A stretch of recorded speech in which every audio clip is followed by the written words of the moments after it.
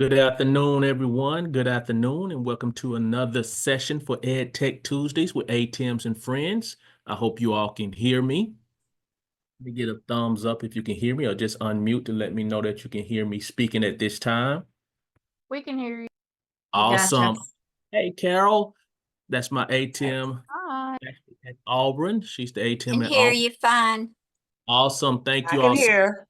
Awesome. Thank you. So today, the session is Watch It Wiggle and Light Up Your STEAM Instruction.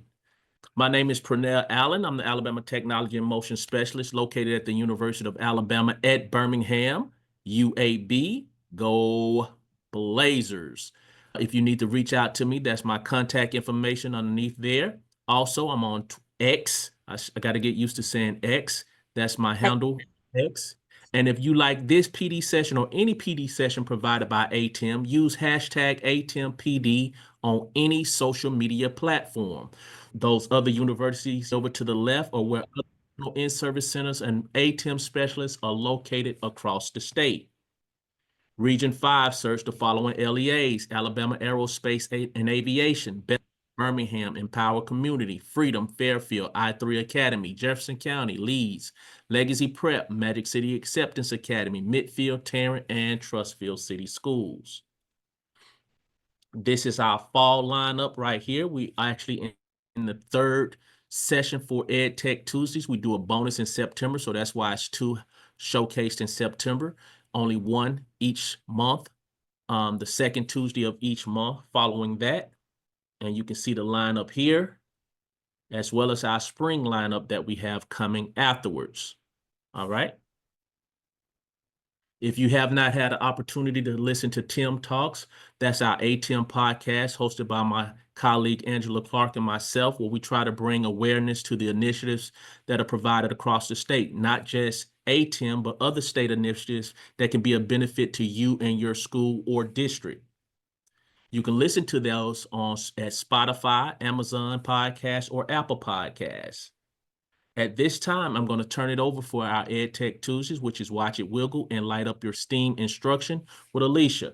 I'm going to stop sharing, Alicia. You should have sharing rights at this time. Awesome. Thank you. You're welcome. Okay. All right. Can you guys see that?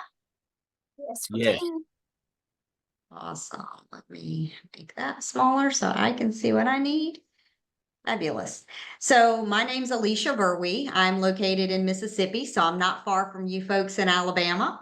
I have been in the EdTech space and the education space for quite some time. This is being presented by Maker Maven, is the vendor that we are presenting from today. And we're going to talk about quite a bit of low-tech STEAM stuff. But before I fully jump in, just want to tell you guys I'm certified as a teacher, spent 17 years in the classroom in a Title I classroom. So I know all about the difficult students, the issues that we face in reality every day as teachers in the classroom. And I think that's always really important for the folks that I'm presenting to know, because I've sat through enough of these where, and I know y'all know what I'm talking about. Somebody's talking and you're like, yep, you either haven't been in a classroom in 30 years or you've never been in one. So I do want you to know that everything that I speak from or about is a place of truly understanding what you're living, breathing, and dealing with on a daily basis. I've been an EdTech coach, curriculum creator, education consultant. I've been doing those full time for about the past almost 5 years now. But in total, I've got almost 20 years of experience in the public education arena. Master's in educational leadership.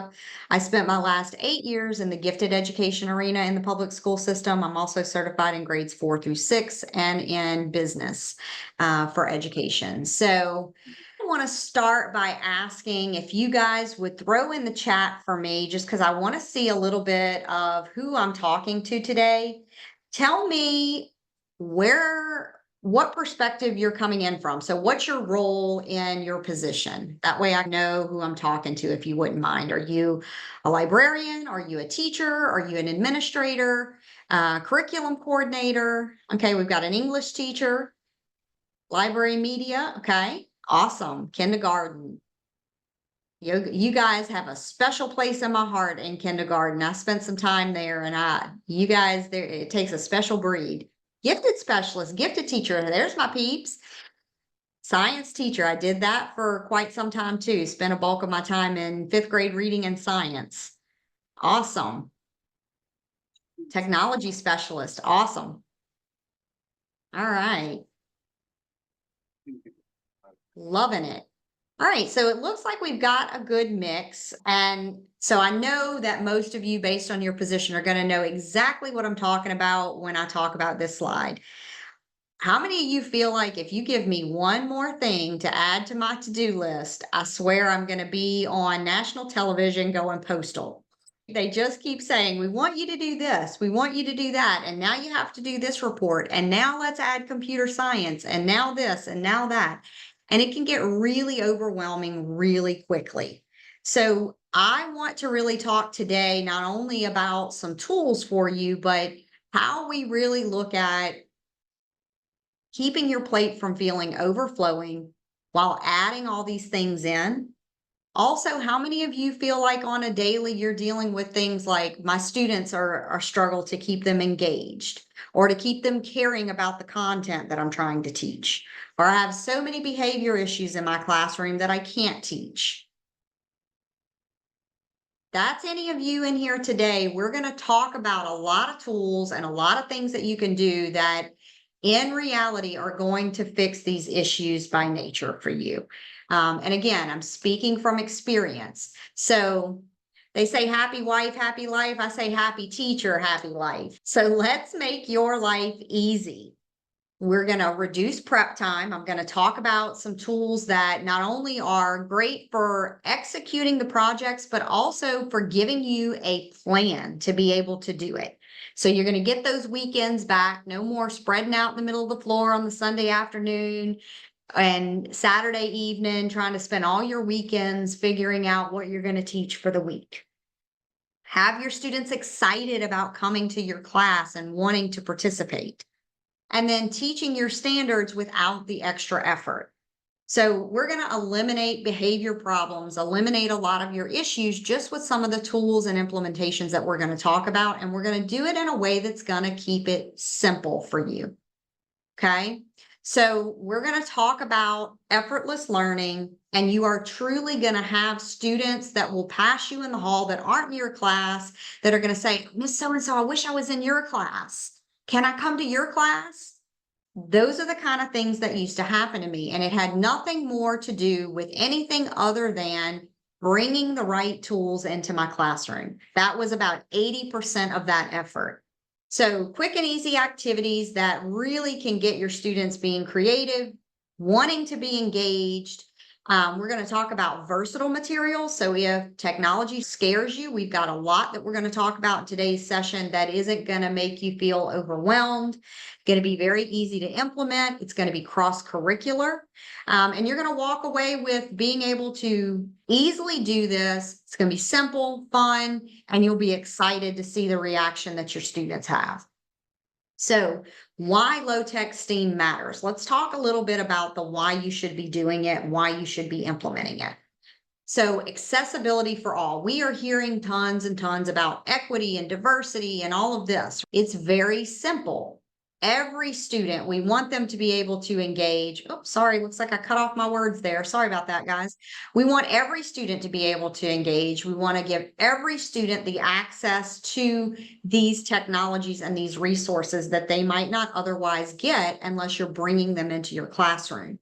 This is going to level the playing field. This is going to make equitable education for everybody. And then strengthening core skills. I always routinely, year after year, had the students that had the highest test scores, and I did not always have the gifted kids. I'm speaking from a perspective when I had a third of my class that was on TST and at risk of failing. I produced those same results. And how did I do that? By making my students engaged. We know that is a big part of the battle, is getting them to want to be in your class, getting them to want to learn. And so I always said, if I can teach them to think and I can get them engaged, they can do the rest. And so that really is true. We're bringing in problem solving skills with these STEM type of activities. We're getting them to be creative and we're getting them to think critically.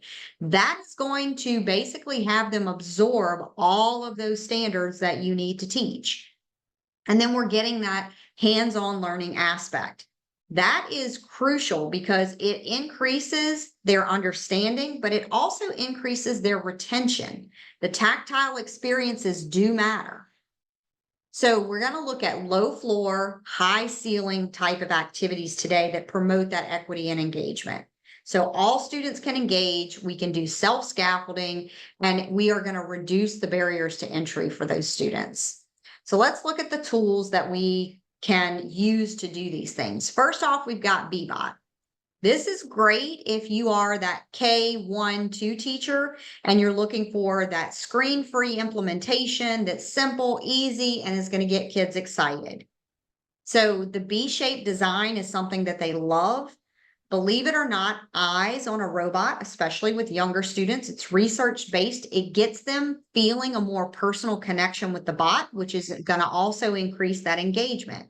It promotes hands-on learning, it promotes the engagement factor, and it really gets them using things like those directional skills, that computational thinking, because they're having to code the bot to do something, so they're creating algorithms. It's great for literacy, numeracy, but it also is great for spatial reasoning across the different subject areas as well. And that's really important. Oh, I'm so sorry. That is really important for your students also. So what can you teach with the Bbots?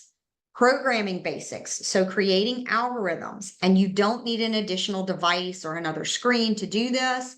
You don't have to feel fearful of coding. If you can push buttons and you can read arrows, you're in great shape. So you teach coding commands, you can teach sequencing, so steps in a process, logical thinking and planning, spatial awareness. And then, of course, you can incorporate a lot of different skill sets. So you can have them locate letters, numbers, create blends, number lines, etc. I'm going to play a real quick video so you can see it in action.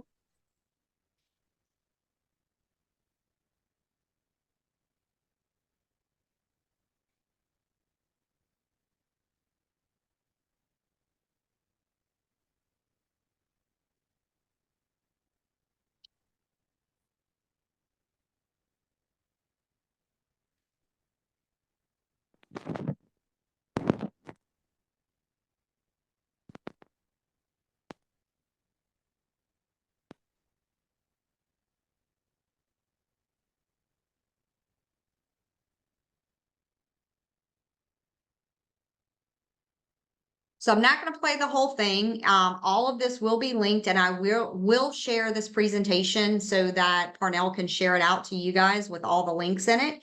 But I wanted you just to see, so not only is it you're programming it, but it moves in a specific measurement for each movement. So it helps kids really begin to understand, sorry, it helps them begin to understand that spatial aspect of things as well. Now, if you want to go a little bit more sophisticated, but you don't want to deep dive, you can go to the Bluebot, exactly the same as the Bbot, but with some additional abilities. So Bluebot also works with an app, which adds some additional things to it. And then you can also within the app use block-based coding. So if you're a third or fourth or fifth grade teacher and you want to implement something really similar but still keep it simple, Bluebot's a great way to go for that as well. There's also a tactile reader, which is this little piece that you see here that's blue that helps them program with the visual aspect as well and laying out their algorithm. So again, offers another level of complexity to it. And then you notice that with the Bbot and with the Bluebot, you're seeing the mats both on the screen and physical. You can incorporate a lot of different mats and things that you can do with them as well. Here, this is a city mat. So you can begin to have them locate different things on a map, start reading that, start bringing in directions, things of that nature. And then, of course, like I said, with Bluebot, you get into being able to do the block-based coding as well. So just a lot that you can do there. with the different ones. There is also curriculum for these. I actually wrote the curriculum. There's now 3 books. Book 3 will be on the market by November, but book 1 and 2 are out on the market. They are cross-curricular. There's 20 lessons per book, and it covers all of your core subject areas with the computer science skills. So if you're one of those that says, I don't really know how to do this, but I know I need to be doing it, here's something for you that'll take you through it step by step. Now, if you want to do something that doesn't involve any coding, Scribblebots is a great one. The Maker Cart comes with loads of different activities. You can actually choose the projects that you want. So if you're looking to bring in a maker space or you want multiple activities, but one of my favorites is the Scribblebots. You may have also heard them called Wigglebots. And you really get into the students designing that engineering piece with these. So there's a lot of moving things that they have to think about from a functionality aspect. And then you can up this challenge based on what you want to incorporate. So you can have them say, what kind of squiggles or wiggles do I want it to create? Do I want it to do waves? Do I want mine to make circles? And then that can also up the complexity level of the challenge. And they are literally taking parts and pieces and designing a bot. So every one is going to look different. I'll show you a little video here of what one could look like. So you see they're using the paper cup and the markers are the legs. And so this one's going to do a circular pattern that kind of does the dots because he's hopping. Now, if you notice the example over on the right here that isn't a video, that one is doing more of a wave pattern. So depending on where you put your balance weights and that sort of thing is going to change what outcome it's going to draw or create with your Scribblebot. So those are really cool little activities that you can do. You can make them where they race them. I mean, there's just all sorts of options here. One of the things that I love about anything with the Maker Cart, and this applies to all the different activities that they have, if you notice on the right, that is a step-by-step set of instructions. So if you are one of those that you're like, yeah, this sounds great, but I don't know what to do and I don't know how to implement this, you literally are going to be handed everything you need. The materials are there. Here's your set of instructions. So this is going to take you maybe 5 to 10 minutes of prep time, and you are ready to walk in a classroom and teach. You're going to get into the design methods. You're going to get into scientific method if you want to. I mean, depending on which activities you choose to include in your Maker Cart is going to get into what skill sets you're going to be implementing. So ideation, prototyping, testing, all of those engineering skills built into this one. Notice the sustainable development goals. I don't know if you guys are hearing a lot about that, but that is a huge thing that's coming into play as well. So again, all of that is brought in. Circuitry and introducing what makes a circuit. How do we make sure that we're completing our circuit so that our motors turn on, etc. And then you can see a couple of the examples of the activities that are included with the Maker Cart here. So there's a game that you could do, a reaction game. With the operation game is really fun and cool. You could do the DNA modeling. You can use the 3 doodler pins to implement that. Oh, I love the Makey as well. Oh, for the audio, that wasn't a big deal with the audio. Sorry, I missed that in the chat, but it was really just about you guys seeing the Scribblebots. And then the automata. So a lot, and this is just a sampling. I mean, there are loads of activities with this. And then we have a whole 2-day PD that we can do related to the Maker Cart. And we can actually help you put together which activities and which products to pair with it also. So loads of ideas. Here's some additional ones: electricity, the lightsabers, squishy circuits. There's the Scribblebot, the electric car. If you want to get into Cricut machines, because I know I saw a couple of librarians, a lot of my librarians already have Cricut machines. You want some activities to do with those. They have activities for that. Here's some more stuff you could do with the Play-Doh. Musical drawings. So if you're the art teacher and you're wanting to bring that in, interactive art is a big thing, bringing that all together. And then that brings us to Cricut. Now, Cricut is great for a whole lot of stuff. A lot of what we're seeing from an industry perspective is entrepreneurial based with this generation and really wanting to get into that. So if you're one of those and you're trying to either implement in a makerspace or you are trying to really bring in some of those designing and entrepreneurial skills, Cricut's a great way to do that. You can design or make just about anything. So you could do t-shirts, you could do wood, you could do vinyl. You could do coffee mugs. So there's loads and loads of things that you can do, and there's a variety of machines to do that with. DIY projects, and really, again, bringing in the creativity component is something that you can do from the perspective of Cricut, and it's very low tech and super simple to use. We talked a little bit about making. This is an excellent low tech product that is something that students really enjoy working with, and it's great if you are trying to bring in art, science, or technology. Those are three amazing areas that Makey really works well for. And there are a lot of activities out on the market that are really easy to find for Makey as well. The art component to me is a big piece that I find we often are missing that integration with STEM and art, which is where we get that STEAM. And it does play a big factor in making sure that we are igniting the creativity in students. Because again, where we are in the industry is it's no more enough for them to just be able to use technology, but from an industry perspective, they want them to be producers with the technology. So they want to see students graduating that are understanding technology and can now take this and produce something new using it. And so that's one of the things that I really love is Makey really brings in that creativity and that art component to get those skill sets really being promoted within our students. Also promoting things like idea sharing and teamwork, we know is really critical and important as well. And Makey's another aspect of it that it does really well, in my opinion, getting them to do this. I'm going to show you what that looks like. Can you guys hear the volume with this one? Can you hear the audio? No. Okay, let me stop sharing and then reshare because I think that I may have to click a box. Yeah, click share. Yes. And I don't think I did that. All right, let's start this over. Today we're going to introduce the Can you hear it now? Yes. Makey, one of our favorite tools for exploring circuitry. Makey is an invention kit that lets you turn everyday objects into keys for your computer. It was co-invented by Eric Rosenbaum and Jay Silver, who were students together at the MIT Media Lab's Lifelong Kindergarten Group. Makey is a circuit board that lets you create a circuit using anything that can conduct at least a tiny bit of electricity. The board plugs into your computer through a USB cable, and instead of having typical keys that you would press, you turn everyday objects into your keyboard. As a quick review, here we have a simple circuit.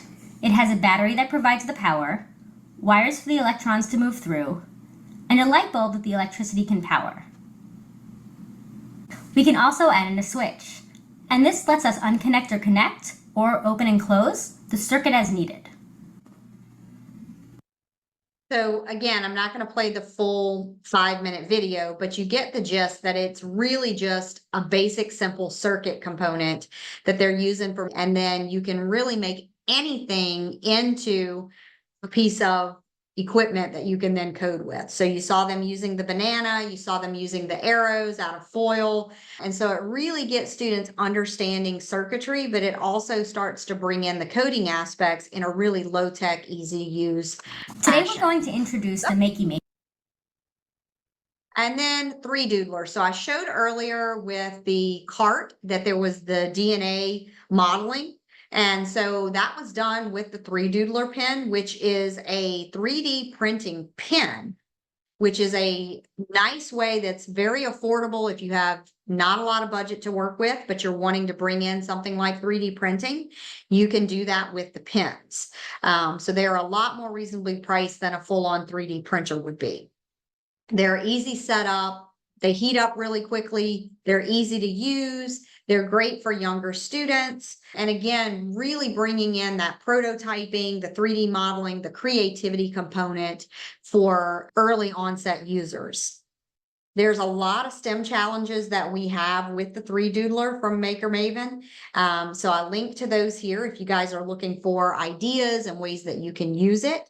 And by the way, I'll also just do a quick plug there. We release a STEM challenge every month. We release a new one. So if you're looking for ideas and ways that you can bring STEM into your classroom, make sure that you subscribe and start following those STEM challenges from Maker Maven because they are free and they're great ideas for you guys from an implementation standpoint. Another low-tech option is the STEM bags. These are awesome because you get a lot of projects out of one bag. So you have a variety of different things going on here. You've got the bristle bots, you have the solar bugs, you have a lot of different LED options, you have name badges, which by the way are a great like beginning of the year intro thing. I used to love doing that with let's get to know everybody. Here's your name badge, and the students really enjoy doing that. It's also great for younger students to get excited about writing their names, spelling their names. So if you're that kindergarten or first grade teacher, first grade, it might be more beginning of the year, but kindergarten, it's going to a lot of times be more the second half of the year before they're really equipped to spell that on their own or write it out the way you might want them to, December, January kind of thing for a lot of those students.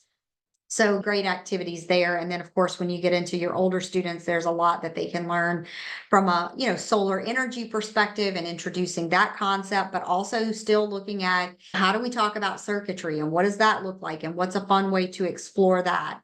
So this is one that I really like in terms of the STEM bags. And these are the solar bugs.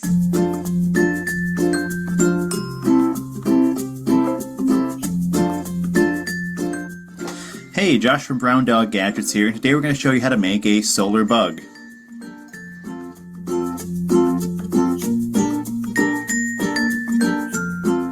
To make this project, you'll need the following: scissors, paintbrushes, pipe cleaners. Now, I will say I need to update this. I see I have an old video here and I apologize for that, but they are now doing the paper, which on the right-hand side, which is nice because it's a lot cheaper and it's a lot easier for the students to decorate. So you don't need paint, you can do crayons and have them color the bugs. But the thing that I love about these is the solar panels. A lot of times when you're talking solar energy and you're trying to talk about this, finding stuff that is really easy for students to understand and comprehend from a solar energy perspective can be a little difficult. They can actually see what a smaller version of like a solar panel looks like, and you can really start having some knowledgeable conversations with your older students related to that. Just checking the chat to make sure I'm not missing anything. Innovation, creativity, critical thinking, problem solving, all a part of this because they are going to have to make the bugs light up. Now, the other thing that I will say to this is you are going to want to do something like this on a bright, sunny day where you can take the kids outside. It is a solar bug. So you will need some solar energy, or you're going to need to buy special flashlights that replicate the sun. And not all flashlights will do that. So again, making sure that you take that into consideration. But you can easily expose students to circuitry. The other thing that I like is with any of the projects that are used in the STEM bags, you see the conductive tape, which is this grayish looking tape here. Number one, if you've ever used copper tape, this tape is a lot easier to work with. And number two, the fact that they are physically connecting the circuits with the tape, you'd be surprised how much better students understand circuitry when they do some of these types of projects versus just trying to get them to understand it from a textbook or an explanation situation, because they are physically doing that connecting themselves. And so it does really hit home in a much different way. Another one that I like that's very low tech, it's also screen free, is Cubelets. This is a modular build. So it's basically like giving kids a lot of blocks. But the nice thing about Cubelets is each block, notice they're different colors. And each of the colors represents what the block does. So some are for moving, some are for sound. So you have a different responsibility or action, I should say, for each block. And literally the way they work is by snapping them together. So if you can do block building, you can code with Kubelets. They also offer some curriculum. They have different curriculum for different grade bands. And then they also have a debugging curriculum, which I will say if you are a K3, K2 teacher, if you're having to teach computer science in any fashion, if you've looked at the curriculum, debugging is a big part of the curriculum, and it's introduced as early as first grade, and they are supposed to be mastering it by like second, third grade. That is a super difficult skill to teach. And Kubelets has a whole debugging curriculum. So I will say that as one of the things that I really like about this specific product also. So intuitive design, open-ended exploration, endless configurations. If they can imagine it, they can create it with Kubelets. And depending on which set you have is going to depend on all of the different possibilities. STEM integration is super easy with this one because again, it's blocks. So they are literally building. They are coding without having to worry about all of the block-based or text-based coding components. So just to show you a little bit about what Kubelets Hello looks friends! In this video we'll share 10 quick tips for building robots with Kubelets. Number 1. You can build robots with Kubelets by combining the 3 types of Kubelets, which we will call Sense, Think and Act Kubelets. Changing which Kubelets we connect and how we arrange them determines what type of robot we've built. Add more Kubelets to build bigger robots with more complex behaviors. So I don't know if you noticed, but it is responding to his hand. So you're bringing in even AI components to this with a screen-free robot. Number 2. Each type of Kubelet plays a specific role within a robot. Black Kubelets are called Sense Kubelets and they are inputs. They take in information like light, distance and temperature. The brightly colored ones are Think Kubelets and they act like little brains. They process information and can modify that information. Transparent Kubelets are called Act Kubelets and they function as outputs. They do things like spin around, light up or make sounds. Number 3. Every robot you build will need this bluish-gray Kubelet called the battery Kubelet. It provides power for your robots and has a switch to turn your robot on or off. If you run So again, I'm not going to go through the whole 5 minutes, but I wanted you to just see the basics of that to see how easy and simple they are to work with. Again, if students can build with blocks, they basically can code with Kubelets. So you're teaching engineering and design, you're teaching robotics, you can begin to teach automation, which is entry-level groundwork for AI, critical thinking skills, thinking about how the robot's gonna act, how it's gonna sense things, how is it gonna think, what is it gonna do based on what I've built. So really getting in that logical reasoning component Hello friends! and computational thinking. So here's the curriculum that I was talking about. So notice the different grade bands. They have activity cards, and then here's the debugging curriculum that I spoke about. Amazing curriculum for the robots. And again, really makes life simple for you to integrate these in the classroom. Then we get into squishy circuits. These are another fun one if you're looking for low tech, talking about circuitry, getting in the creativity components, basic electronics and how that all works, and then getting them into just building and experimenting.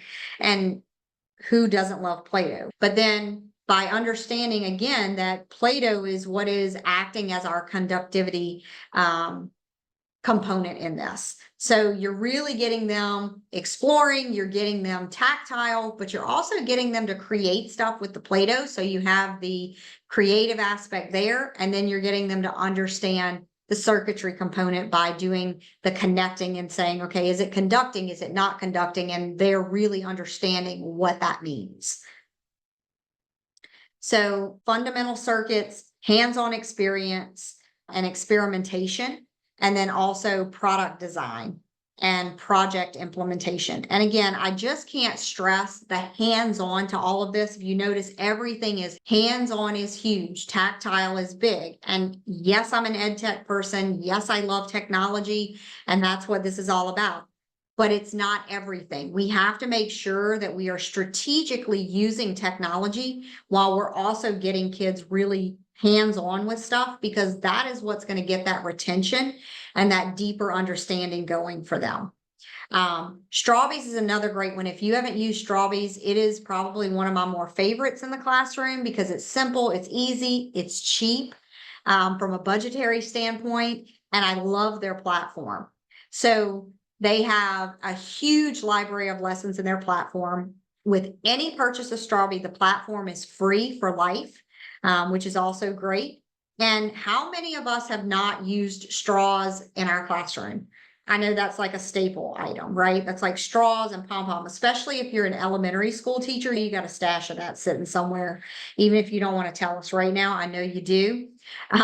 So this is basically straws with an upgrade. So they are made out of a similar material to like a PVC pipe that is bendable and flexible and very durable. So you can keep reusing them over and over again. And they can build pretty much anything. They have these cool connectors that they have built to go inside the ends of the straws. They have curriculum that is standards aligned, ready for you. And then you can basically assign stuff directly to the students. The other thing they do is allow you to connect these robotics kits that hook up to the microbits. So you can then make things that move and enhance that build that the students have created. So I'm going to show you just a little quick portion of this video as well. Hey kids, are you in elementary school like us? Do you love Don't know why that's not playing on my screen. Sorry about that. Here we go.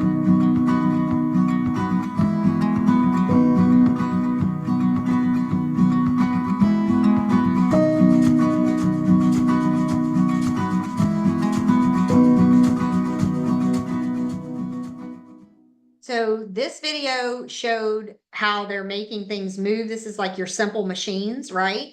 And they're doing that without the robotics kits. But the robotics kits even take it further if you really want to get into the programming. And they use MakeCode, which is a Microsoft version.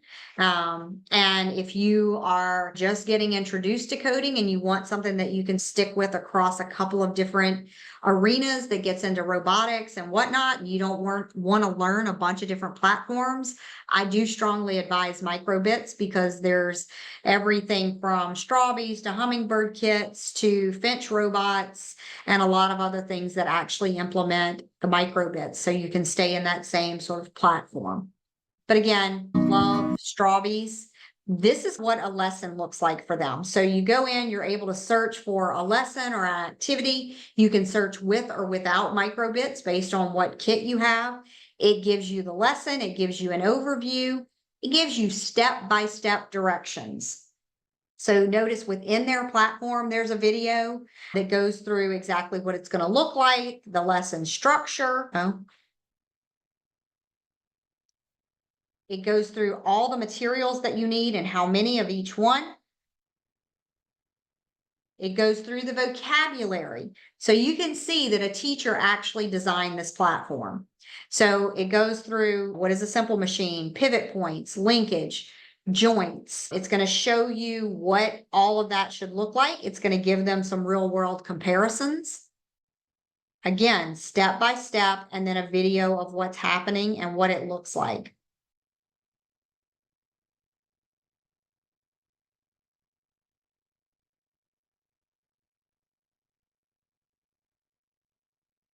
So very practical platform. It even gives you your assessment tools. So notice it's asking the questions as the students go through and doing those checkpoints along the way for you as well. 3Ducks Design is another great one that's awesome for low tech and for STEM integration. It is literally cardboard, and then you are using plastic connectors. And I will tell you that this may sound crazy, and you may be thinking, why in the world would I buy a kit full of cardboard? I'm going to tell you, this reduced the number of meltdowns in my classroom dramatically. So students can build something.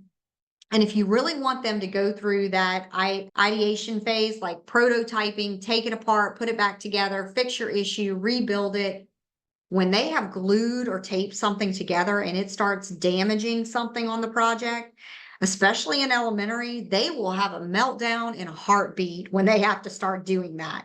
This takes away that factor because they literally are just gonna take it out of that connector. It's gonna slide right out. There's no damage to their project, and then they can slip it right back in and redo it in a different fashion. So it really takes away that stress factor for a lot of students having to take something apart that they have to redesign. So you can also use this with any type of cardboard. So once you buy your initial kit, you don't have to buy refill cardboard if you don't want to. But the other thing that I personally loved about it, this became a staple item that I ordered refills for every year in my classroom after I found this. I was like, hallelujah, I don't have to sit with an X-Acto knife and cut out another window or door from a build for my third grade students so that nobody cuts a finger off, or my second graders. So it does have these pre-cut out shapes like you can see here and a lot of different options. So it's great for that in the sense that you don't have to sit and do that for your younger students.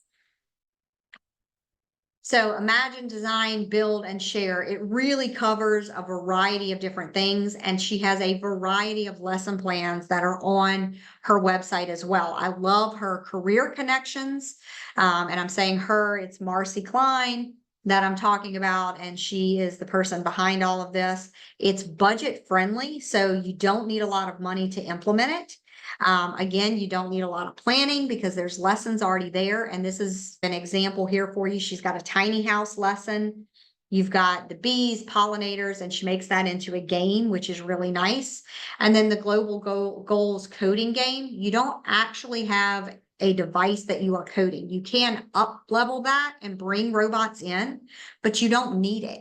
So they're learning about sustainable development. They're learning about coding. They're learning about algorithm creation, all without screens, which is amazing.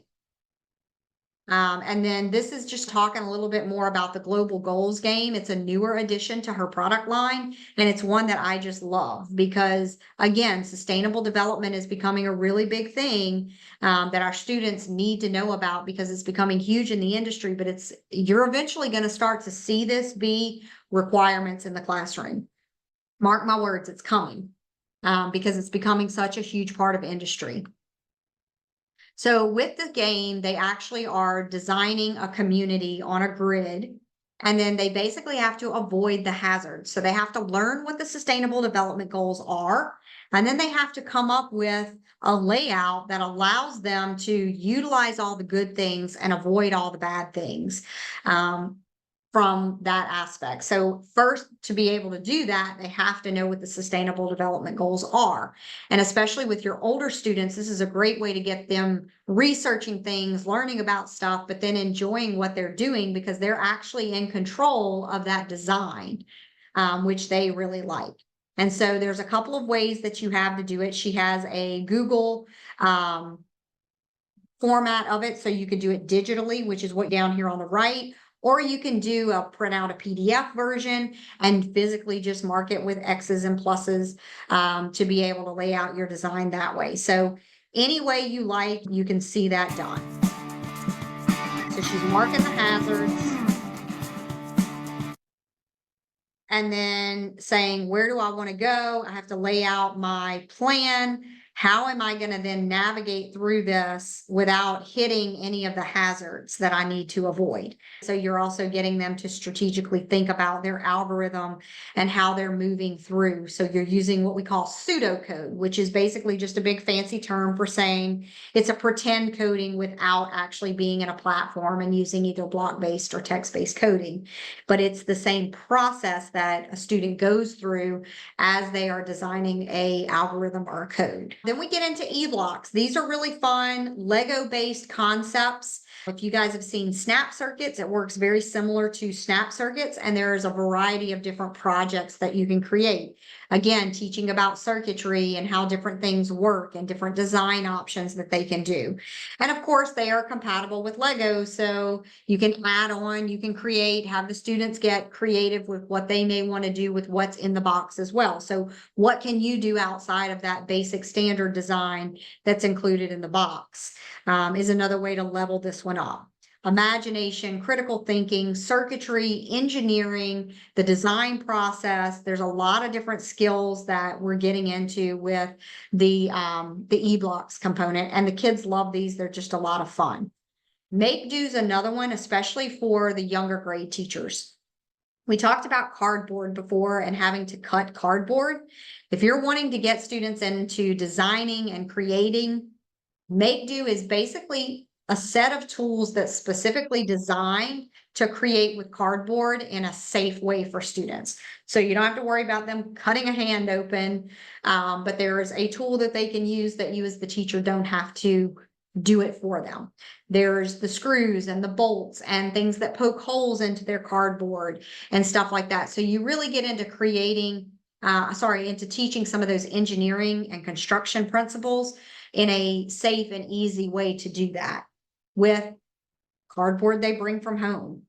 So you can see there's the cutting tool, the punch tool, the connecting tool.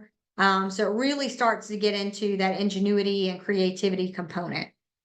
And then, of course, you can teach recycling and reducing waste as well if you're using cardboard. Clixo is super fun. This is one that we just did, and we have a STEM challenge coming out in November. I won't spoil too much of that, but for Maker Maven, if you guys are on the lookout and you subscribe to their STEM challenges, that will be rolling out for a Clixo challenge in November. So, but this is basically, again, like a plastic type material that's very bendable. It uses magnets to connect the different parts and pieces, and each magnet allows a rotation of a 15-degree turn. So you can start teaching 2D, 3D shapes and the differences. You can teach a lot of math concepts with this. You can get them into construction and creativity aspects. I'll just show you a quick little portion of this video as well.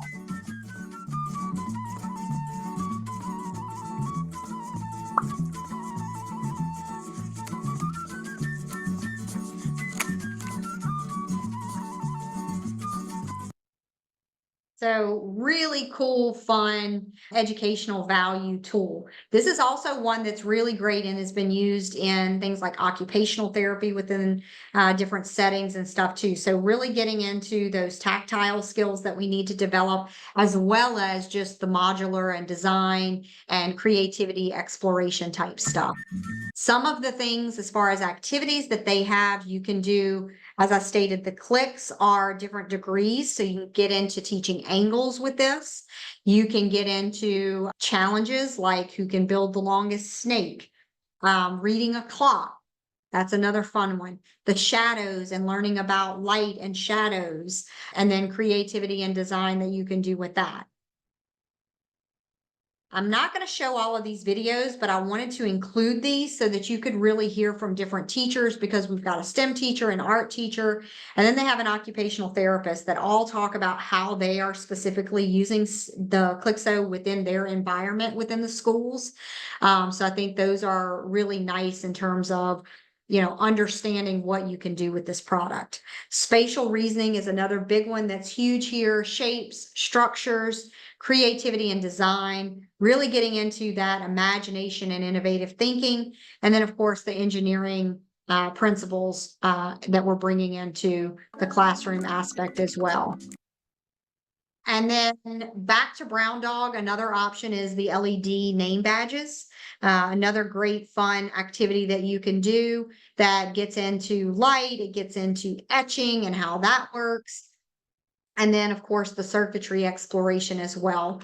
So a really great little attention grabbing activity. That's another fun one that you can implement. Arkit's another favorite of mine. It's a newer product that Maker Maven just started carrying, which is actually designed by an architect. No programming, low tech, snap together. It's a plastic kit. And it has a lot of different kits, so you can bring in things like there's a coastal planning.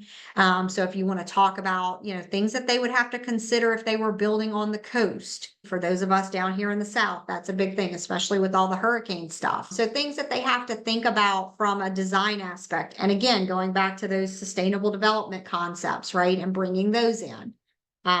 Flexible building and understanding, and then sustainability. So we're talking about environmental things that we're teaching. We're talking about architect that we're teaching. We're talking about planning. We're talking about, if you want to get into the digital platforms, it also connects to a SketchUp. So if you're dealing with some older students and you want to bring in some of that technology, you can. But just a really great baseline STEM learning tool. And you really get into teaching the 5 C's with this one, because they have to do planning, they have to talk to each other. You get into the civic principles and really what goes into that aspect of an architect's job. They have to talk to the city planner and what kind of things do you have to consider. And then when we get into things like the coastal planning kits, you get into those SEL and sustainable development aspects that really get into character. And what do we have to consider from a people and an empathy and that aspect of the designs that we are building? And then critical thinking and collaboration, and then that creativity component. So you really are hugely implementing all of those 5 C's within the type of projects that you're doing. And then we get into the sketching and the drawing aspect of ARC-IT as well. So I've covered a lot. I know I went through this really quickly. Again, I can't stress enough bringing STEM in, whether you're doing it high tech or low tech, you need to be doing it. We need to be understanding how important this is to the current industry and what we are trying to get our students ready for when they graduate.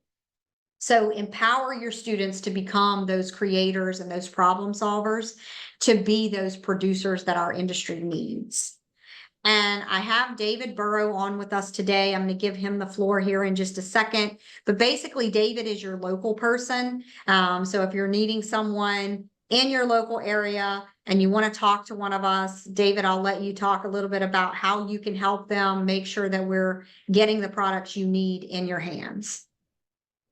Thank you, Alicia. I thought that was fantastic. I was sitting here trying to absorb it all, and I know that I'm not going to be able to.